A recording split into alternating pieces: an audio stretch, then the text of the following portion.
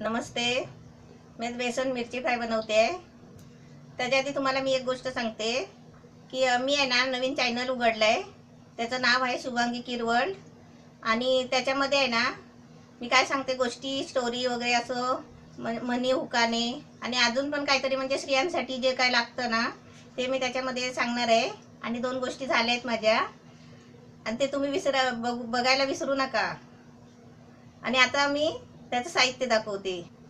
आता मी मिरचीचं साहित्य दाखवते. हे मिरची आहेत, हे ना 10 रुपयाचे आणले मी, अर्धा पाव. हे मिरची 5 आहेत.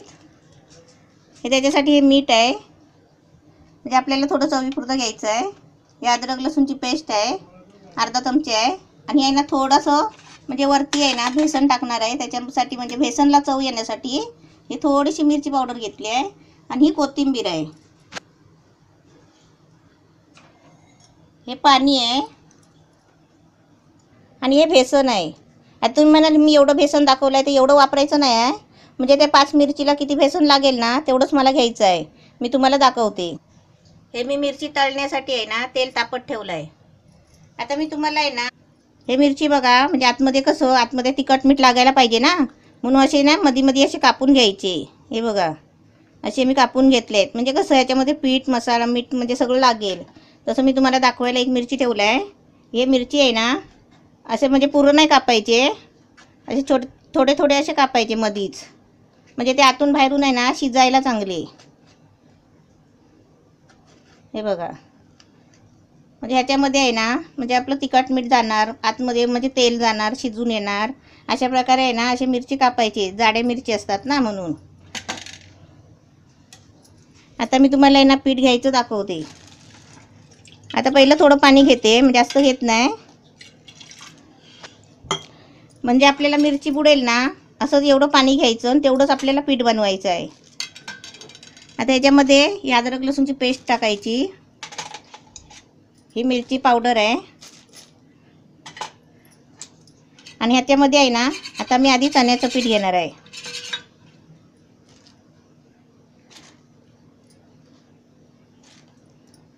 आता मी आधी पहिलं 3 चमचे घेऊन बघते, म्हणजे कसं ते घट्ट करायचं आहे ना मिरचीला लागायला.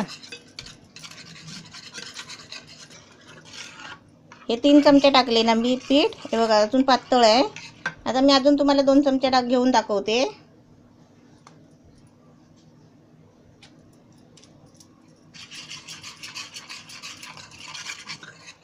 हे बघा, हे पीठ आहे ना, हे बघा अजून पण पातळ आहे, म्हणजे मिरचीला चिपकायला पाहिजे ना. तसं आता मी परत त्याच्यामध्ये 2 चमचे घेते, म्हणजे आपले किती चमचे होणार ते मी तुम्हाला सांगते.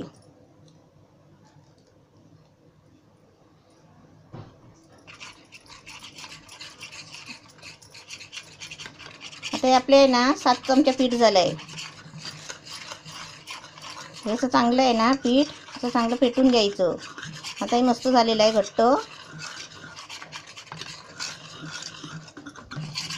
त्याच्यामध्ये अजून 1 चमचा मी पीठ घेतला, म्हणजे 8 चमचे पीठ झालं. आता त्याच्यामध्ये आहे ना हे कोथिंबीर टाकते आणि याने चवीपुरतं मीठ टाकायचं.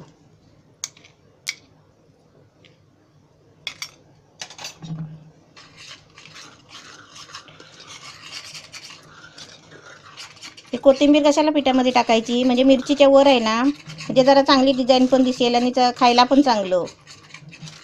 आता आपलं मस्त पीठ तयार झालं आहे. आता ह्याच्यामध्ये डुबवून आहे ना मिरची आपण तेलात सोडायची आहे. तेल आपलं तापलेलं आहे.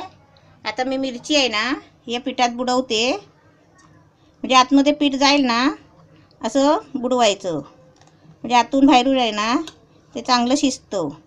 म्हणजे आतमध्ये जास्त पीठ नाही गेलं तरी चालेल, पण थोडंसं तरी असं बाहेर मस्त पीठ लागलं पाहिजे त्याचं घट्ट.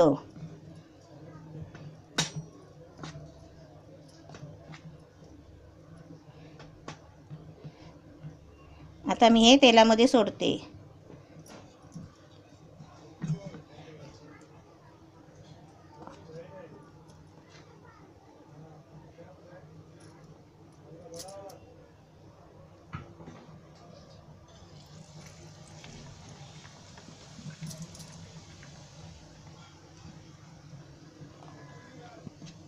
हे असं दुसरं पण आहे ना, असं पिठात बुडवून असं मस्त तळून काढायचं, तेलात सोडायचं.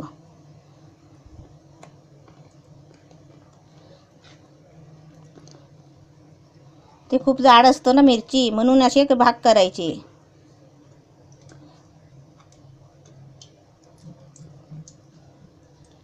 आता इथे पहिलं मिरची आहे ना, टाकलेलं मिरची फिरवते आणि नंतर हे टाकते. हे मिरची आहे ना, आपलं मस्त असं फिरवायचं. आता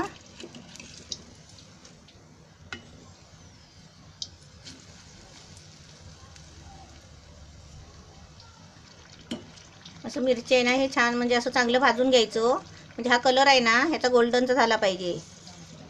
आता हे भाजेपर्यंत आहे ना, ह्याला असं साईडला ठेवते आणि इथे आहे ना दुसरं टाकते.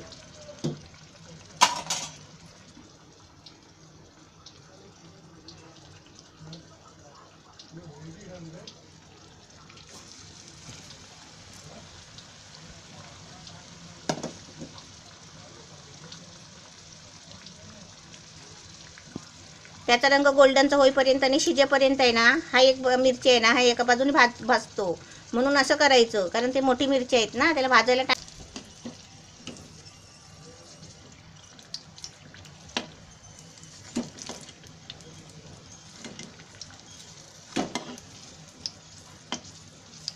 असं मिरची कसं फिरत नसेल ना, तर असं पकडून ठेवायचं. म्हणजे गोल कसं भाजायला पाहिजे.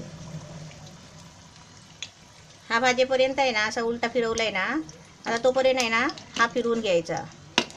याला एका बाजूला करायचं, कारण तो आता तयार झालेला आहे. आता हा भाजायचा आहे, कारण कढई छोटी झाली आहे आणि मिरची मोठे झाले आहेत. हे आपलं एक मिरची मस्त झालेलं आहे बघा, कलर पण छान आला आहे. आता असे सर्व आहे ना, मी करून घेते पाचीच्या पाची, मग तुम्हाला दाखवते. हे आता मिरचीसाठी घेतलेलं पीठ उरलं आहे ना, हे आता काय करायचं, हे फेकून नाही द्यायचं.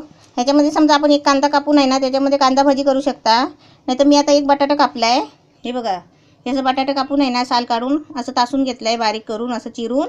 आता हे त्याच्यामध्ये बुडवून आहे ना, आपण आपली बटाटे भाजी करू शकता. असे आपण आहे ना, बटाटं ह्याच्यामध्ये असं सोडू शकता. म्हणजे ते पीठ आता म्हणजे असं राहिलं आहे, उरलं आहे ना, फेकायचं नाही, असं त्याचा उपयोग करायचा.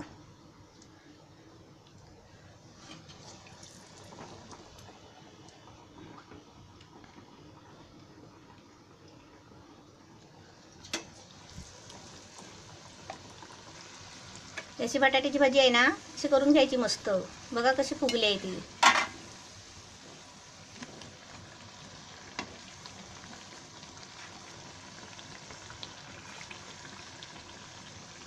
ही पण चांगली एकदम मस्त लाल होईपर्यंत तळायची, म्हणजे कसं आतमध्ये बटाटा शिजतो.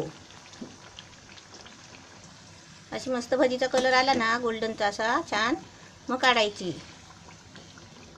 असं काढताना झारा कसा असं क्रॉस करायचा जरा कढईला, म्हणजे तेल सगळं त्याच्यामध्ये निघून जातो. आपली बेसन मिरची फ्राय छान झालेली आहे, मस्त झाली आहे. आणि अशी तळून वगैरे अशी छान घ्यायची. आणि तुम्ही पण बनवा, मी तुम्हाला कापून दाखवते कशी झाली आहे ती. आणि कशी माहिती आहे, वाढताना आहे ना, हे बघ आतमध्ये मस्त शिजले आहे. आणि आपण वाढताना आहे ना, काय करायचं, असे अर्धे अर्धे करून द्यायचे. मस्त छान झालेली आहे मिरची फ्राय, अशी तुम्ही पण बनवा.